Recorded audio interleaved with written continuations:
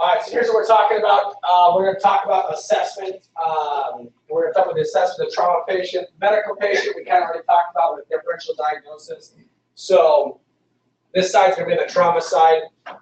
This is definitely something I think that most of us could probably do better on, or continually reassess ourselves and how well we are at assessing things.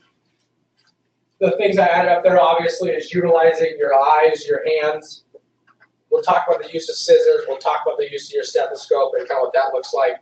But the first thing we're going to kind of look at is assessment based on MOI. So on the motor vehicle collision side, there's a couple of things that I think that everyone needs to remind themselves of. There's 6 things, maybe 5, that everyone needs to be thinking about these motor vehicle collisions. The first one is, does everyone on your team know the safe operating area? That includes your bystanders, your patients that are wandering around that maybe aren't immediately injured, and so make sure everyone knows that one. This is the one I can't stress enough. Can I account for every occupant from every vehicle? Make sure you're not missing somebody, right? Whether that means they've been ejected or they walked away and now they're laying in the field somewhere, whatever the case might be. Walking out that 50 or 60 feet around that scene to take a look of are there any patients laying out in the middle of nowhere or something along those lines. Are the vehicles secure and stable? It goes back to the safety issue. Obviously, if you're with the fire department side, the struts and the cribbing and things like that. This is the one, God bless you, that I feel like EMS providers are really bad at, and that's getting between our patients and our airbags. Okay? Now with the way airbags are deployed, it doesn't matter if the car has power or doesn't have power, the airbags can still deploy. So now what they've initiated, before it was, extrication was a lot of just cutting. Now what they do is they peek and pry. So they take a screwdriver and peel back that plastic and make sure they're not cutting through an airbag canister that's going to explode and possibly cause that airbag to go off. Next one is, are there any flammable liquids present? That way it's another safety issue. This is that, do any quiet patients need attention? This is that your green patients can be your worst nightmares. Just don't forget that person sitting in the back seat, you're like, wait a second, probably just in shock, they just got in a car wreck. Just don't forget, they're in shock. So be thinking about that process, which we're going to talk more about tomorrow.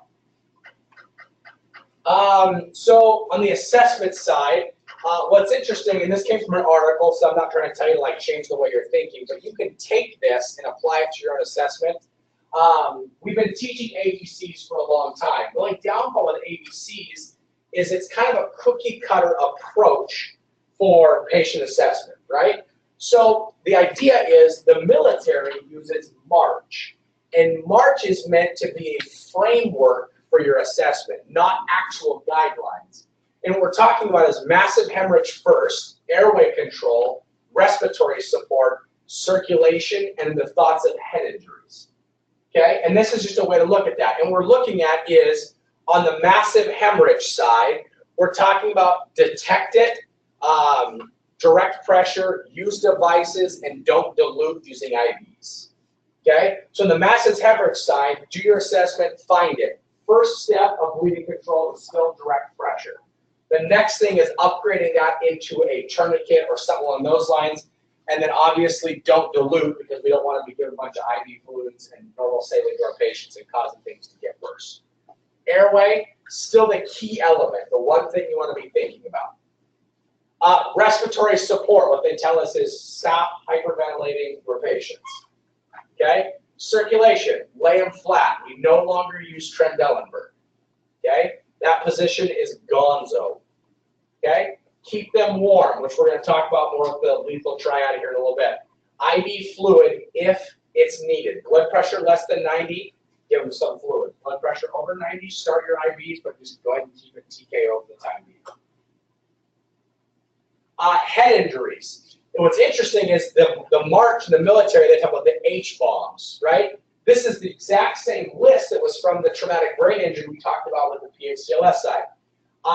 Avoid hypoxia, avoid hyperventilation, avoid hypotension. And even though it's not directly correlated, make sure your patient is not hypoglycemic as well. And not that it causes it, but just make sure you assess it for it and treat it for it. So now once you've got through your primary assessment, which consists of either MARCH or ABC, something along those lines, what we're talking about is now they want you to conduct a history of the present illness. So let's start asking some questions. First off, what was the nature of the force that was involved? Right? Are we talking about an autoverse pedestrian? We're talking about falls, is it a gunshot wound? Is it a stab wound? What are we actually dealing with? Think about the direction and strength of the force. Right? Autoverse ped. Would you agree that all autoverse pedestrians are critical patients? Sure. Even at 5 miles an hour, think about the strength of the car that's hitting them. Right? Protective equipment used by patients. What are some of the things we're talking about? Seatbelts, helmets, what else? Riding gear. Well, chest protectors, shin pads, pants. On the hockey side, shin pads, things along those lines, right? Lacrosse, shoulder pads, football, what kind of helmet are we wearing? All those things are going to be kind of important. Did they take any action to prevent or minimize injury? What are we talking about with that one? What do you think? Bracing themselves? Right? Bracing themselves, right? What do adults do in autoverse pedestrian crashes? What do we do with our bodies? Yeah, autoverse pedestrian, right? Not auto wreck. So you're on the right track. We turn sideways. What do kids do? They turn towards it, and they take that impact front on. Also think about anatomically. If I'm going to get hit by a car, let's say it's a Pinto, right? I guess there's any of those left around. Smart car, that'd be kind of fun, right? It's going to hit me down in the ankles, right? Probably realistically one of the pelvis. But you think about a kid, where are they taking an impact? The head, the chest, right? I'm more likely to get hit and thrown or go up and over. What's the kid more likely? Down and under. So those are like injury patterns to remind yourself of. Areas of pain and injury resulting from the incident, that's pretty straightforward. Look at this one, right? This is that MOI thing I was talking about. Think about you driving. This is an exact anatomical look at your body from the top, okay? And you're driving the car in the driver's seat. Now, if you took an impact from the passenger side, you got all this really nice-ass car to protect you, right? But if you were to take that from the driver's side, and that nice car doesn't do a whole lot for you, okay? Now, we're getting better with side curtain airbags and all that cool stuff, but it still doesn't change the fact that about 6 inches of protection between you and that 60-mile-an-hour vehicle traveling at your door, okay? Physical exam, okay? I know you guys wouldn't do this, but my EMT students have a really, really hard time when they practice assessments because they just take their hands and like rub down the shoulder. I'm looking for wounds. Well, that rub you just did, I'm sure felt good. You should go to massage therapy because you're going to fail EMT class. But you probably should actually feel bones, right? And let's get real. We've been saying since EMT class, trauma patients are naked patients. Strip them and flip them, whatever you want to say. Cut their freaking clothes. Take a look at their skin, right? Because you don't always feel it, but you do a lot of times see it, okay? We're looking for abnormalities in symmetry, color, shape, movement. And we forget about movement. We're really good at like shape and color, but why don't you like bend wrists and bend elbows and move shoulders and flex ankles and bend knees and actually move stuff around and see if we're talking about joint injuries. Palpate abnormalities in shape, temperature, texture, sensation, light touch or soft touch. All those things are going to be important. Auscultate for breath sounds, right? That's going to be huge. Are they diminished? Are they absent? Okay? One of the best places in trauma to listen to lung sounds is if you took your arm up like this and took your finger and you pinched yourself in the armpit. Right where your finger sits is a really good window that has almost no muscle and no bone. It's a direct cavity in your chest cavity. You put the bell of your stethoscope right there and you can hear the lungs inflating and deflating. Now, are you going to hear crackles and rails and stuff way up here? No. In trauma, do you really care at this point? No. I want to know, is there air moving? Right? DCAP BTLS, what does it stand for?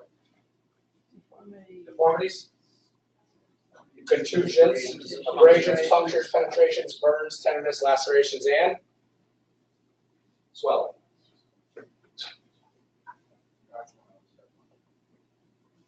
Cool? When you're doing a rapid trauma exam, here's what you're looking for. Okay? Deformities, contusions, abrasions, punctures, penetrations, burns, tendons, lacerations, and swelling. Make sense? Don't forget, we have these mnemonics for a reason, right? Why is it we tell you, find a way to do a rapid head and toe assessment and then just practice it so you literally can't get it wrong? Well, we tell you that because when you're working on these patients, you don't want to have to devote attention to this, right? You've got like 9 other things going on in your head. It should literally just be like second nature. You should just know this like you like tie your shoes. Do you think about tying your shoes every morning? I do. Loop it, swoop it, pull. Got it. Right? Bunny runs around the tree. Bunny runs on the tree. So I have Velcro shoes. Way better. You just looked at my shoes. You believe me, too. I knew it. I have zippers, so I can handle zippers. There you go. I can handle zippers too some mornings. Physical exam conducted on trauma patient, right? Do you have to do rapid trauma exams on everybody? No, right? If they're complaining of ankle pain because they played like tennis, they rolled their ankle, we don't have to cut their clothes off and do a rapid head and toe assessment, right? Like, let's get real. But if the MOI is there, guess what? Strip them and flip them, do an assessment. C-collars. How many of you love C-collars? Billy or Ben is one. Just kidding. Right? They're good. They immobilize the cervical spine. Are they uncomfortable? Yes. Should they hurt your patient? No. They should be uncomfortable. They shouldn't hurt them. If they were a pain-causing mechanism, we probably wouldn't use them, right? So if they say, hey, it pinches really bad right here, don't be like it's supposed to, right? It's supposed to be constricting. It's not supposed to be for a continuous painful stimuli, right? So adjust the C-collar.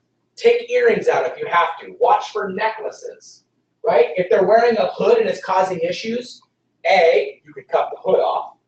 B, flip the hood up on their head and then put the C-collar and then pull their hood down.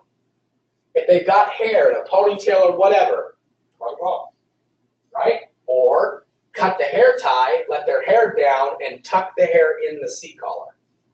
Okay? I'm a bigger fan of just get it out of your way. Measuring C-collars. Remind me never to get in an accident when you're on call. I'm everywhere.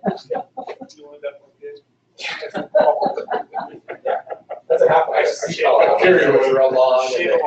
Shave it off, right? How many of you measure for C-collars? Anybody? I see lots of providers that put their hand up there, right? But it's like they're like, yeah, and then they start messing with the C-collar. We all learned it in the EMT class, but it's like, what are most people? No necks, right? So we always like put the no neck on, like it's too big, it's too small. Okay? C-collar goes on, try not to allow excessive movement or jostling of that spinal cord. Applying that cervical collar, again, size the collar, remove the jewelry, keep their patient in line, slide collar into place from the front. You can do it from the sides, be really careful how you do so. I told you, it's really easy. You get a 19-style haircut, you don't have to worry about hair being in your way, anything like that. Applying a cervical collar, just don't forget, unless your protocols allow it, which now with the use of not using backboards, you can put a C-collar on and then let your hands go, right? But if you're going to spinally immobilize them using spinal motion restriction, then it can't let go until they're fully restricted on a backboard. Okay? Trauma patients with serious injury or musculoskeletal trauma that are high priority. Check for C-spine. Get ALS on board as quick as possible. Okay? Do your assessments. Okay? Secondary assessment. You're going to work your way through a rapid head-to-toe exam. How long should this take you? What do you think? You're really good at this? What's that? No, rapid head-to-toe, not just the head. Head-to-toe. Yeah, 60 seconds, 50 seconds, 45 seconds, right? Now, don't forget this wonderful tool, right? Your scissors, okay? Utilize your scissors, strip them and flip them, right? Because this guy right here gets in a car wreck, he's been drinking, So he's under arrest. The cops are like, hey, wrecked his car under a telephone pole. Wasn't wearing a seatbelt. He's conscious and alert. He's kind of combative. We're pretty sure he's drunk. Failed sobriety test. And his blood alcohol content is twice the legal limit. Right? You want to take him to jail. I want you to do an assessment. So you do a real quick assessment and go, yep, he's just drunk. Right? All right. So he goes into the cop car. You get a phone call to the jail about an hour later for a guy who's unconscious on the floor and barely breathing. And you show up, and you cut his shirt, and you find that. Right? Now, was it there the whole time? Could have been. Right? If you're not going to cut his clothes, lift his shirt up. Right? Don't forget those internal organs that really mean a lot to you, like your heart and your lungs, or inside your chest cavity. Right? Was there a high chance he hit the steering wheel? Sure. He said he wasn't wearing a seatbelt. Maybe he wasn't. Maybe he was. Maybe he lied. Patients don't lie. Okay? How do you keep that from happening? Assess the skin. Hold that. Do your job. Right? So, we're going to practice these here in just a second, but perform a rapid trauma assessment. Rapid assessment of the head. Palpate the cranium, the face, the ears, the eyes, the nose, the mouth. We're going to look for blood or clear fluid that are coming out of the ears or the nose, right? Ever heard of the halo test? Right? Because blood and cerebral spinal fluid are usually mixed together. So you take a 4x4, and that's a gauze, not a fence post, a 4x4, and you took the blood in the middle, and what should happen is you should get a yellow ring in a few minutes around the blood that would indicate cerebral spinal fluid in that blood. Because you can't just look at the blood and go, that's cerebral spinal fluid. It's not like you can lick it and be like, yeah, and your sugar is low. Rapid assessment of the neck. That's gross. Rapid assessment of the neck. Jugular vein distension. Right? Don't forget, I almost forgot. Let me find a picture of that before we leave today. Trachea alignment or trachea deviation. Okay? Huge red flag. The late sign of the cardiac tamponade. Palpate the chest. Also palpate the sternum. Cracked sternum, pretty critical injury. Okay? Listen to the lung sounds. That's going to be important. Paradoxical motion. Is it a life-threatening problem? Absolutely. Crepitation. Think about that. Breath sounds, rib cage movement, all those things. If you're going to actually assess the chest, you probably should use your scissors and cut the shirt. Rapid assessment of the abdomen, distension. Are you likely going to see bruising right initially after an injury to the abdomen? No, right? So distension, rigidity, guarding, those are the things that you're going to see right away, or in that case, feel. Okay? You feel a pulsating mass in their stomach, fly them out by helicopter. Okay? Get them to somebody who wants to take care of them, because trust me, you don't. Okay? Rapid assessment of the pelvis, bleeding, cryoprism, assessment of any sort of damage done to the genitalia. Those things are going to be important. Rapid assessment of the extremities, motor function, pulses, sensation, light touch, sharp touch. How many of you routinely assess abdomens? Nobody? Right? How are you going to be good at finding out if the spleen is enlarged if you don't know what a normal spleen is palpated, what it feels like? Right? Get to know your normal so you can go, you know what? That doesn't feel right. That spleen, that liver, that whatever feels different to you. Make sense? Now, I'm not saying like go put on like a free abdominal check clinic at Walmart, but your patients that you're encountering, check their abdomen. One of the time you could go to those free clinics on Walmart. Lie out the door. Is that Craigslist? Craigslist. I don't know. Put on your Tinder profile. I'll get it better.